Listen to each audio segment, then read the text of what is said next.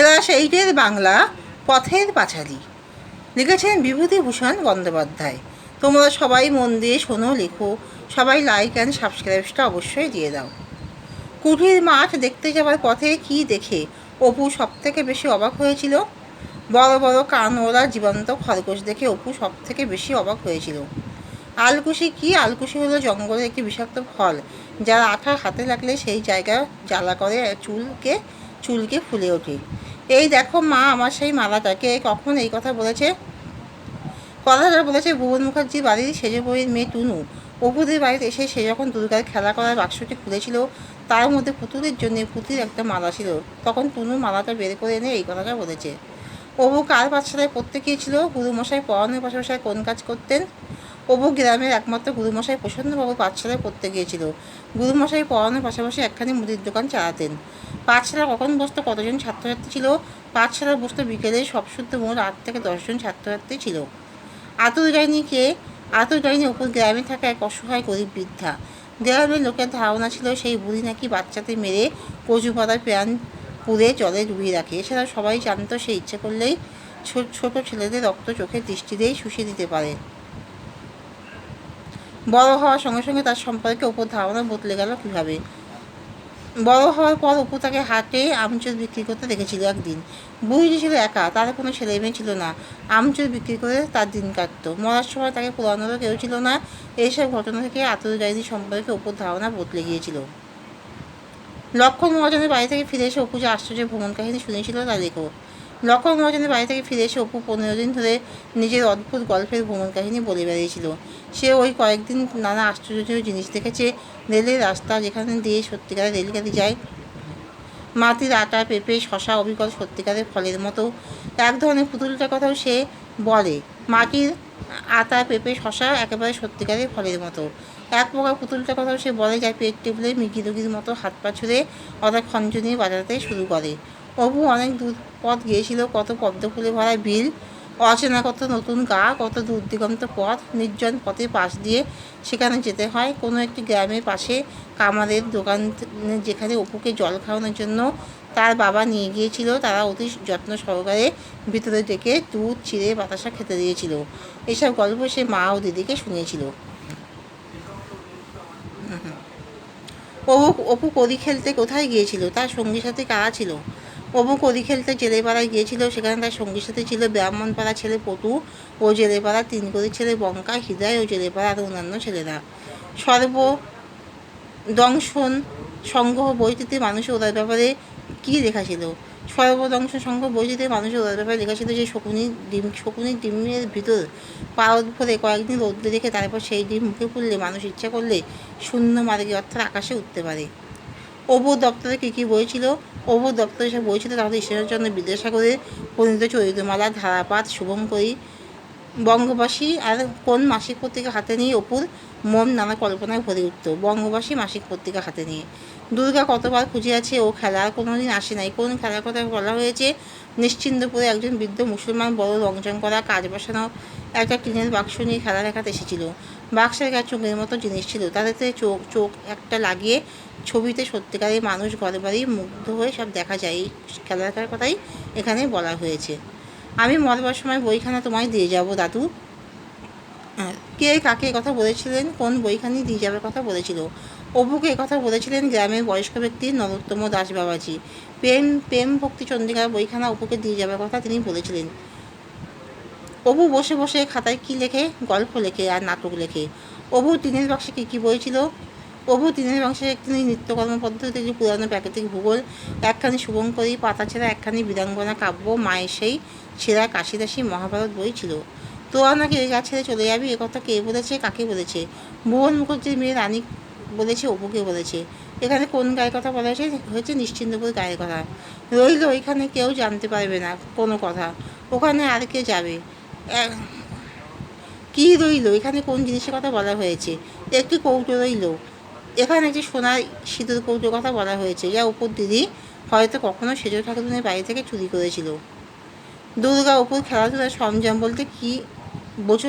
মানে দুর্গার অপুর খেলাধুলার সরঞ্জাম বলতে কী ছিল সেটা লেখো।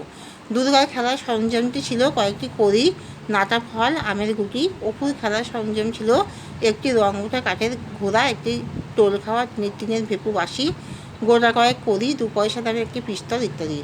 অপুর পাঠশালাটা কেমন ছিল? গ্রামের প্রসন্ন গুরুমশাই বাড়িতে অপুর পাঠশালা ছিল। সেই যে ঘরটিতে পাঠশালা হয় তার কোনো দিকে বেড়া বা দেওয়াল কিছুই নেই, চারদিকে খোলা। পাঠশালায় শিক্ষা দেওয়ার বিশেষ উপকরণ ছিল একটি বেত। ছেলেরা নিজেরাই বসার চাটাই নিয়ে আসতো। আজ মিটাই যুদ্ধ জিনিসটা উপভোগ করার জন্য অপু কী করতো? বা যেখানে কেউ আসে না তাদের ঘরের পিছনে হাওয়াতে কঞ্চি ঘুরিয়ে আপন মনে নানা কথা বলতে বলতে যুদ্ধ খেলা সে কীভাবে করতো। 8 মিনিটের যুদ্ধ জিনিসটা উপভোগ করার জন্য অপু একটি সরু বাঁশের কঞ্চি নিয়ে নদীর পাড়ে বাঁশবনের ভিতরে যেত। নিজের মনে মায়ের মুখে শোনা কুরুক্ষেত্র যুদ্ধের দৃশ্য কল্পনা করে সে নিজেকে সেই যুদ্ধের অংশ করে নিত। দুর্গা তো পাঠশালায় যেত না, তার সারাদিন কীভাবে কাটতো? দুর্গা পাঠশালা যেত না, তার সারাদিন কাটতো জঙ্গলে ঘুরে। এর মাধ্যমে দুর্গা জীবনের সব আনন্দ উপভোগ করত। সে দুপুরে শুধু ভাত খাওয়ার জন্য বাড়ি আসতো, তারপর সারাদিন সে ঘুরে বেড়াতো পাড়ার আমবাগানে, জামবাগানে, কাদের বাড়ি কোন গাছে কী ফল হয়েছে সব তার জানা ছিল। সে কামরাঙা, নাটা ফল, আমের গুটি এইসব সংগ্রহ করতে ব্যস্ত থাকতো। তাছাড়া পুতুলের ঘর সাজানোর জন্যে নানা জিনিস সংগ্রহ করতে সে ব্যস্ত থাকতো। বাছুর খুঁজতে বেরিয়ে দুর্গা অপু কীভাবে পথ হারিয়েছিল। বাছুর খুঁজতে গিয়ে দুর্গা অপুকে রেলের রাস্তা দেখতে যাওয়ার কথা বলেছিল, যা ছিল তাদের দক্ষিণ মাঠের থেকে অনেকটা দূরে। দুজনেই নবাবগঞ্জের পাকা রাস্তার উপরে গিয়েও যখন রেলের রাস্তা দেখতে পায় না তখন তারা ভাবে রেলের রাস্তা বুঝি আরও দূরে। দৌড় দিতে দিতে তারা পাকা রাস্তা ফেলে বন, মাঠ, বিল, জলা ভেঙে দক্ষিণ থেকে দৌড়াতে থাকে। দৌড় দিতে দিতে তাদের চেনা রাস্তা, বন জঙ্গল সরে সরে যেতে থাকে। নবাবগঞ্জের লাল রাস্তা, রোয়ার মাঠ, জলসত্ত্বতলা, ঠাকুরঝি পুকুর তাদের বাঁ দিকে ডান দিকে দূরে পড়ে থাকলো। খানিক দূরে গিয়ে একটা বড় জলা পড়ল। সেখানে উন্মুক্ত প্রকৃতির মাঝে বাঁধভাঙা উচ্ছ্বাসে তারা পথ হারিয়ে ফেলল। রাজকৃষ্ণ সান্যালের দেশভ্রমণের গল্পগুলি কেমন ছিল? রাজকৃষ্ণ সান্যালের দেশভ্রমণের বাতিক ছিল। তার বলা গল্পগুলি যেমনই হোক না কেন সেটি সাজিয়ে বলার ক্ষমতা তার অসাধারণ ছিল। কোথায় দ্বারকা, কোথায় সাবিত্রী পাহাড়, চন্দ্রনাথ ইত্যাদি নানা স্থানে তিনি ভ্রমণ করেছেন। তার সঙ্গে স্ত্রীপুত্র থাকতো। অপুর কাছে দেশভ্রমণের গল্পগুলি ভালো লাগতো। দুর্গা অপু কীভাবে রেলের রাস্তা দেখার চেষ্টা করেছিল। একবার অপুদের রাঙি গাইয়ের বাছুর হারিয়ে গিয়েছিল। দুর্গা অপু যখন বাছুর খুঁজতে দক্ষিণ মাঠের দিকে গিয়েছিল, দূরে রাস্তার দিকে তাকিয়ে দুর্গা একটি কী দেখেছিল। হঠাৎ দুর্গা বলল রেলগাড়ি দেখতে যাওয়ার কথা। তারপর তারা রওনা দিল। দুর্গা বলেছিল রেলের রাস্তা পাকা রাস্তার উপরে, ও ধারে, পাকা রাস্তার ও ধারে। এই ভেবে তারা দুজনে যখন রওনা দিল, পায়ে হেঁটে দৌড় দিয়ে বন জঙ্গল ডিঙিয়ে তারা রেলের রাস্তা দেখার চেষ্টা করে, কিন্তু সে আশা তাদের পূর্ণ হয়নি। অনেক দূর গিয়ে পথ হারিয়ে তাদের ফিরে আসতে হলো। বাঁকা কঞ্চি অপুর জীবনে এক অদ্ভুত জিনিস। এই কথা বলার কারণ কি? বাঁকা কঞ্চি অপুর কাছে অনেক মূল্যবান, এক অদ্ভুত জিনিস যা সহজেই খুঁজে পাওয়া যায় না। অনেক খুঁজে খুঁজে বন জঙ্গলের ভিতর একটা শুকনো গোড়ার দিক মোটা, আগার দিক সরু এমন হালকা বাঁকা কঞ্চি অপু জোগাড় করে আনে। তা দিয়ে অপু যুদ্ধ খেলা করে। তাদের সামান্য উপকরণ নিয়ে খেলার আনন্দ সম্পর্কে বলো। তাদের যুদ্ধ খেলা করে এই অদ্ভুত সামান্য উপকরণটি দিয়ে সে মহাভারতে শোনা যুদ্ধ খেলার কল্পনায় মেতে থাকতো। একা একা নির্জন জায়গায়, কখনো বাঁশ বাগানের পথে, কখনো নদীর ধারে নিজের মনে কথা বলতে বলতে সে ঘুরে বেড়াতো। এই আনন্দকে ওর অপুই বোঝে, অন্য কেউ বোঝে না। সে সেই বাঁকা কঞ্চি নিয়ে কখনো তামাকের দোকানি, কখনো ভ্রমণকারী, কখনো বা সেনাপতি, কখনো বা মহাভারতে অর্জুন সেজে আপন মনে খেলে। সব শিশুই সামান্য উপকরণ নিয়ে খেলার চেষ্টা করে। এই তুচ্ছ উপকরণও শিশু মনে অমূল্য বলে মনে হয়। কঞ্চি থেকে অপু তরবারি করে মনে করে রামায়ণ মহাভারতের কল্পজগতে মানুষ ভ্রমণ করে বেড়াতো। তাই এই সামান্য উপকরণ তার মনে আশ্চর্য আনন্দ এনে দিত। শূন্যে ওড়ার ক্ষমতা অর্জনের জন্য অপু কী করেছিল? শূন্যে ওড়ার ক্ষমতা অর্জনের জন্য অপু নানা জায়গায় শকুনির ডিম খুঁজেছিল। সেটা প্রথমে দিদিকে, তারপর সতু, নীলু, কানু, পটল, ন্যাড়া সকলকে জিজ্ঞাসা করে শকুনির বাসা কোথায় আছে, তারা দেখেছে কি না। তারপর সে রাখালকে জিজ্ঞাসা করেছিল শকুনের ডিমের কথা। সে যদি শকুনের ডিম এনে দেয় তাহলে অপু তাকে টাকা দেবে। পরের দিন রাখাল দুটি কালো রঙের ছোটো ছোটো ডিম এনে অপুকে দিল। তবে তার জন্য রাখাল বলল 2 আনা কম সে নেবে না। তা শুনে অপু অবাক হয়ে গেল। সে বলল তার কাছে থাকা একগুচ্ছ কলি আছে, সেগুলি রাখালকে দেবে, কিন্তু রাখাল তাতে রাজি হলো না। অনেক কষ্টে দিদির থেকে এনে তারপর নিজের প্রিয় কড়িগুলির অর্ধেকটাও দিয়েছিল। তবে ডিমগুলো সত্যি শকুনের ডিম কিনা তা পরীক্ষা করে জানা যায়নি। ভুলু কুকুরকে নিয়ে দুর্গা কীভাবে আমোদ প্রমোদ করতো। দুর্গা প্রতিদিন নিজের ভাত খাওয়ার শেষে এক মুঠো ভাত ভুলু কুকুরের জন্য নিয়ে আসতো। এতে তার মায়ের কাছে অনেক বকা খেতে হয়েছিল, কিন্তু অপু এই আমোদ উপভোগ করা সম্পর্কে কিছুটা জানতো। চারিদিকে জনশূন্য, কেউ কোথাও নেই। চোখ বুজে দুর্গা যেই সেই ভুলু কুকুরকে ডাকতো, তার ব্যাপারে ভাত মাটিতে ফেলতেই বন জঙ্গল পেরিয়ে শুকনো পাতার স্তূপ পেরিয়ে হাঁপাতে হাঁপাতে ভুলু কুকুরটি ছুটিয়ে আসতো। তা দেখে দুর্গার মন আনন্দে ভরে যেত। এইভাবে সে আমোদ উপভোগ করতো। অপু দুর্গা চড়ুইভাতির আয়োজন সম্পর্কে লেখো। নীলমণি রায় জঙ্গলা কিংডম ভিটের উপরে অপু দুর্গা চড়ুইভাতির আয়োজন করে। খানিকটা বন জঙ্গল দুর্গা নিজের হাতে দা দিয়ে কেটে পরিষ্কার করে, তারপর ঘর থেকে চাল নিয়ে আসে। ও একটি ভালো নারকেল মালায় 2 ফোঁটা তেল নিয়ে আসে। খেলাঘরের মাটির ছোবার মতো ছোট একটা হাঁড়ি জোগাড় করে এবং কতগুলি মেটে আলু নিয়ে আসে। দুর্গা একটি বেগুন আনে। বনভোজনে সত্যিকারের ভাত, মেটে আলু সেদ্ধ ও বেগুন ভাজা রান্না হয়। সব রান্না দুর্গা নিজেই করে। তাদের সাথে যোগ দেয় কালিনা চক্রবর্তী মেয়ে বিনি। এখন এখনকার পিকনিকের সাথে এরকম চড়ুইভাতির তফাৎ অনেক। এখনকার পিকনিকের জন্য আগে থেকে দিন ঠিক করা হয়। একটি সুন্দর পরিষ্কার জায়গা দেখে নানা রকম আয়োজন করে ভালো ভালো খাবারের জোগাড় করে দলবদ্ধভাবে পিকনিক করা হয়। রান্নার ব্যবস্থার জন্য ঠাকুর রাখা হয়। এই পিকনিকগুলি অনেকটা খরচ সাপেক্ষ হয়। প্রকৃতির মাঝে কিশোর মনের বিস্ময় ও নতুন কিছু করার যে নির্ভেজাল আনন্দ, তা এখনকার দিনে পিকনিকে কখনোই খুঁজে পাওয়া যায় না। অপু তার দিদির সঙ্গে কেন কখনো আড়ি করবে না?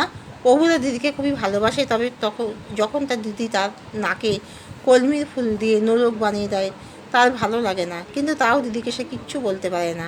এবং অপুর দিদি মাঝে মধ্যে আম, জাম, কামরাঙা, তেঁতুল লোভনীয় খাদ্যগুলি মাকে লুকিয়ে নিয়ে আসে এবং দুজনে মিলে খায়। তাই সে সিদ্ধান্ত নিয়েছিল কখনো দিদির সাথে আড়ি করবে না। শুধু যেদিন তাদের খেলাঘরের দোকান থেকে মাকাল ফল চুরি করে পালায়, সেদিন তার দিদি সমস্ত বন বাজার ঘুরে সন্ধ্যায় একরাশ মাকাল ফুল এনে দিয়েছিল। তার ডাগর চোখের স্নিগ্ধ মমতা মাখা হাসি দেখে অপু সেদিন বুঝেছিল দিদি তাকে বড়ই ভালোবাসে। তাই অপু দিদির সাথে আড়ি না করার সিদ্ধান্ত নিয়েছিল।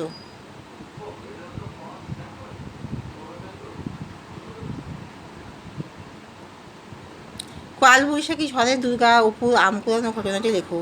কালবৈশাখী ঝড়ের সময় দুর্গা অপু মহা উল্লাসে ছুটোছুটি করে আম কুড়ায়।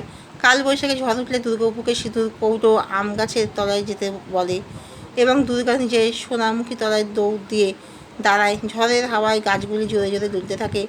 বাতাসের শব্দে কান পাতা যায় না। সোনামুখী তলায় পৌঁছে সে ছোটাছুটি শুরু করে, আনন্দের সাথে আম কুড়োতে থাকে।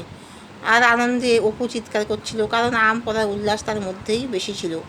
সেই পরিমাণে আম সে কুড়াতে পারল না। দুর্গা কয়েকটা আম কুড়ালো। কিছুক্ষণের মধ্যে মুখুজ্জি বাড়ির ছেলেমেয়েরা সেখানে আসে এবং তাদের মধ্যে শত্রু তাদের আম কুড়োতে নিষেধ করে। তখন তারা পুকুরের পাড়ের আম বাগানে যায়। সেখানে অনেক দিনের পুরনো আম গাছ, কাঁঠালের গাছ, নিচে বন চালতা, কাটা গাছ ও সারা গাছের জঙ্গল। অনেক চেষ্টা তারা 8-10টা আম পেয়েছিল। এই সময় প্রচণ্ড শব্দে বাজ পড়ার সাথে মুষলধারে বৃষ্টি নামে। বাজের শব্দে ভয় পাওয়া অপুকে আঁচলের আড়ালে থেকে দুর্গা বলে, নেবুর পাতা, করম চা, হেই বৃষ্টি ধরে যা, তোমার ধরে যা। এখানে শেষ করছি। তোমরা সবাই কিন্তু সাবস্ক্রাইবটা দিয়ে দিও।